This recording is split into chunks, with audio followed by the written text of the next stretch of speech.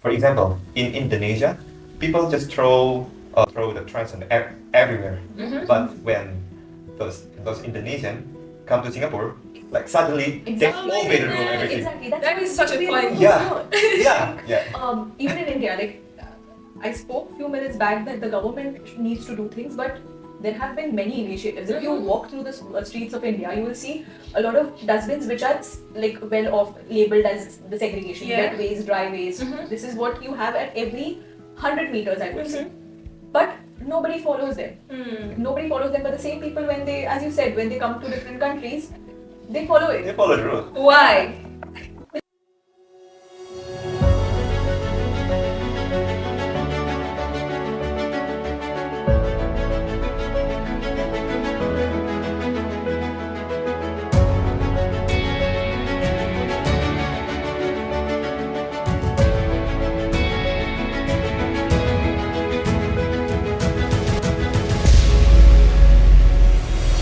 Hello everyone, welcome to another episode of the Energy Room. My name is Ellie Salome Oyefusi, and this is where we have conversations on the real issues that shape the future of energy. As promised, I have with me two guests from Asia and we'll be having a conversation on the topic, what will the future be like without fossil fuels, and more importantly, can renewables really handle it? We'll look at a real case study like the Spain-France blackout, and also what would happen to economies, jobs, and everyday lives in a fossil fuel-free future. As always, I'll have my guests introduce themselves and just share their unique perspective. So you can start by saying your name, what you're currently doing, where you're from, and then tell us one interesting thing about the country you're from. So anyhow you guys like it, anyone can go first. Okay, well, thank you. My name is Prayogi Adista. I'm from Indonesia, and right now I'm in the second year of my master's at KTH, majoring sustainable energy engineering. Nice. And yeah, it's been a year since I arrived in Stockholm, and of course I miss Indonesia. Like Indonesia has 17,000 islands. Wow. And yeah, after I arrived here, I just noticed that Sweden also archipelago country. So yeah. But yeah, the different thing is because we are located in equator, so I come from hot and humid country, while in here, freezing. Yeah. Yes, especially now that the seasons have changed. Yeah. Okay. Okay, so you said you're from Indonesia. You're currently studying sustainable engineering. Yeah. And you didn't tell, okay, your country is very hot, you're located on the equator, that's what you told us. Okay, now you can. Hello everyone, I'm Radha and I'm from India. And again, as similar as Prayogi, I came here last year for my master's in sustainable energy engineering, and this is my second year. And so far I'm really liking Stockholm, and as he mentioned that India, Indonesia, both are like equator countries, similar, like around the equator. And you know, it's pretty hot and humid from where I come, so it's very different over here, but we're really liking it. And to add something about India, I would say that India is a diverse country. Like there are 29 different states in India, there are 100 plus languages in India, and so I think the power of India lies in its diversity. Yeah. Nice. So I try to bring some of that over here. I like your energy.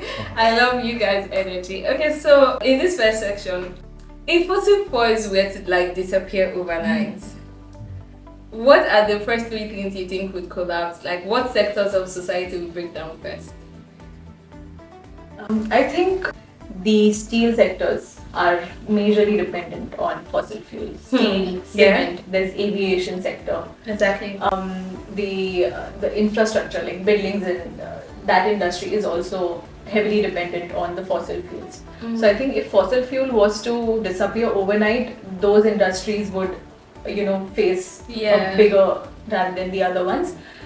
But at the same time, again, speaking from region to region, I think, again, if we speak about India, then India is heavily dependent on fossil fuel. Like the electricity in India, the all the other sector, transportation, the industries, everything is heavily dependent on coal, oil, And some part of it is now coming, the solar is coming into picture, biofuels are coming into picture. But I think if fossil fuels are about to disappear, then the grid would suffer a lot.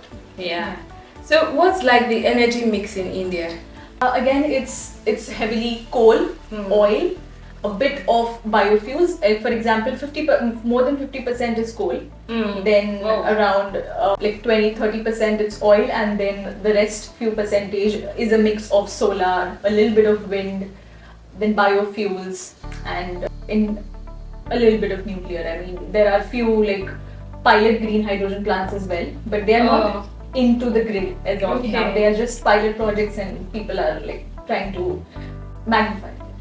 Okay, I think it's the same for my country as well. It's a mix of hydro and a lot of gas. Yeah. So we're very fossil, more than 70% fossil fuel dependent. But that's by the way. Yeah. So like, what parts of society do you think will crumble in your opinion? Oh, for when fossil fuels collapse overnight. Like yes, if fossil fuel they just take fossil fuel out of the equation. Okay. I used to work at a coal-fired power plant back then in Indonesia, and I remember in 2019, I remember vividly, just before pandemic, Indonesia had major blackout, and then everybody like screaming, protests everywhere. It's become chaotic. Whoa. Just imagine when you are in public transport, we have electricity tram. Electricity rail, something like that. And then suddenly it's just stopped. Just imagine. Yeah. And then I remember at that moment I worked in the power plant because of there is a problem in the grid frequency, and in my power plant suddenly like a shutdown. So that's happened when you have a trouble in your system. Yeah. So I think hospital, of course. Yeah, exactly. You need to run 24/7. Just imagine when suddenly collapse. Yeah. So I think there are several crucial sectors. I think agriculture will collapse because like think about fertilizers, getting from natural gas, and that's a threat to the achievement of sustainable development goals because zero hunger. Come on, guys. What about the hard-to-abate sectors, like the hard-to-decarbonize sectors, like you said, the steel industry, aviation industry, cement factories? Are there like serious renewable options for these industries as of now? I think there I have heard of, there are many like in Stockholm and Sweden as well, there are many companies who are trying to produce green steel. Yeah. Even in India there have been options and pilot projects for green steel projects. Green steel, what is that? Basically, the gas which is like used for producing steel. Usually they use hydrogen, or some they can use biofuel as well. So something like that. For the burning of that, we use biofuels or something, some greener option. Okay. So. But again, since production of steel requires a lot of energy, it's not really energy efficient at all. Yes, so exactly. The amount of product which we would be getting and the amount of energy which we would be burning, that's not really energy efficient. So and it's very expensive. Very expensive, exactly. So, and I think if we mention about fertilizers as well, ammonia is a alternative, and green ammonia. Yes. Green hydrogen, we can produce green ammonia, and that could also be used as a fertilizer. Yeah, but what do you think are the hindrances on that? The advancement of green ammonia? Green ammonia, I think, is storage. I'm not really sure, but is storage an issue with, because storage is definitely an issue with hydrogen. It's highly flammable. Yeah. But not really sure if green ammonia can be a far better solution with respect to the fertilizer industry. With respect to fertilizer. Yeah. Yeah. Okay, so what do you think about the hard-to-abate sectors? Do you think that there are solutions that exist now? Oh yeah, I think I will talk about Indonesia. Indonesian government have a program to change diesel power plants to solar power. So people can afford electricity using green, and also it can provide locals with jobs. Because, for example, if you want to maintain everything, it is very expensive. If you want to hire a technician from a big city and then you pay the flight ticket there, so it's better to train local, so it can be more like a circular economy. These technologies actually exist. For example, carbon capture. So you cannot like use ammonia. Green hydrogen, like you said, might be expensive, but if we emit the carbon, then we capture it. That's also a way because of cost. So it balances out the cost and then everything. Then you also have a system where you can use the solar powered carbon capture system. So solar powering the carbon capture, right? So I have a project similar to that I'm currently working on. So it's possible, like these technologies are there, but they're not mature, right? So the implementation everywhere is really low, and so that's why they're trying to put in fundings, you know, to accelerate these technologies and stuff like that. So hopefully we are sustainable engineering students who will be able to like contribute to the development of one or two of these technologies. So now to the interesting part, which is like the Spain-France blackout. Did you guys hear about it when it actually happened? Yeah, I think last semester, right? Yes, exactly. That semester. Very shocking. You guys are shocked. In my country, we will not be shocked. I mean, there's no light. It's like it's normal for us. I mean, not to shade Nigeria. Nigeria is really trying. Like Africa is really pulling weight. I mean, but we can do more, definitely. But then it's normal for us. Like they've taken the light. There's no light. You turn on your generator and life goes on. But just to get back into the real story. So for me, when I assessed the situation, what I was able to understand was that without strong grid management, like you said, and also without proper storage, backup facility, this system is prone to failure. Like it's very susceptible to failure. So do you think that governments are being too idealistic with their targets? Or do you think it's just part of the learning curve that we just have to go through in order to like get a hang of this whole energy transition thing? So I'll like add a little bit more that I feel that the targets are motivating us to work towards that, but at the same time we shouldn't forget that grid is like the backbone and it's the backup. Exactly. And so we cannot leave the grid, or we have to make the grid so robust that even if the renewables fail, or even if they are not able to supply that much of the demand, then the renewable should be able to quickly ramp itself up and then provide it to the system. And that's what I think didn't happen in the case of Spain. That even though the system was there, like there was a lot of renewable. There was a lot of renewable supplied at that time, but the grid couldn't. Like the grid failed at that time. That's one point we should be. Actually, what you just said is very congruent with what one of the ministers said. He was like, if the fossils had just done their job, everything would be okay. So you guys are blaming the fossils, not the renewables, innit?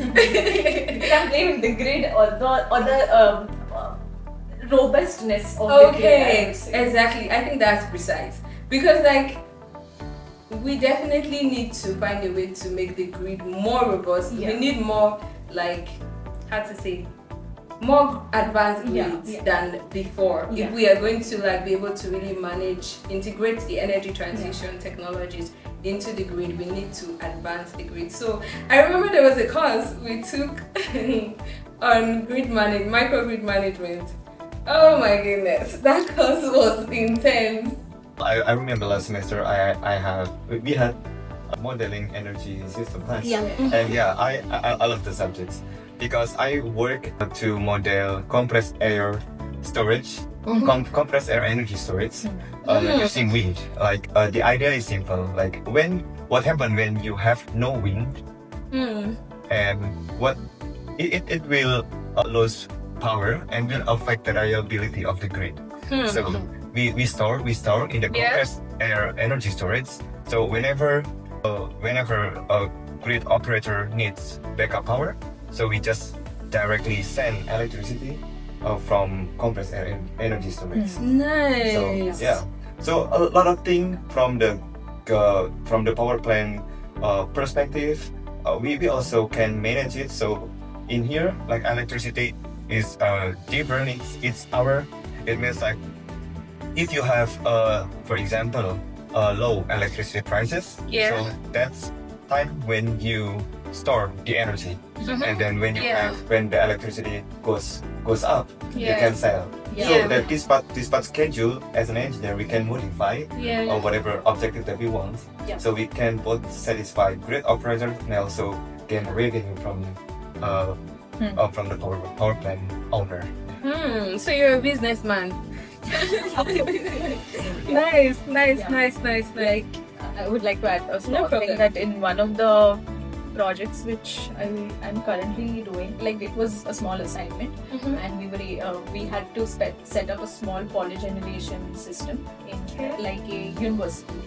So there we had to first of all use the solar or not the wind, but again solar or maybe battery storage in order to provide the energy to the university along with the grid. And the second scenario was just use grid as the backup. For example, very small voltage, and then supply the whole energy through the renewables. So it was observed, and again then note down what was the LCOE and the net present value. When we used grid as the backup, it was observed that the NPC and the LCOE ramped up. Very nice. Okay, so just to wrap up this first session, let's look at developing countries for a second, just for a second.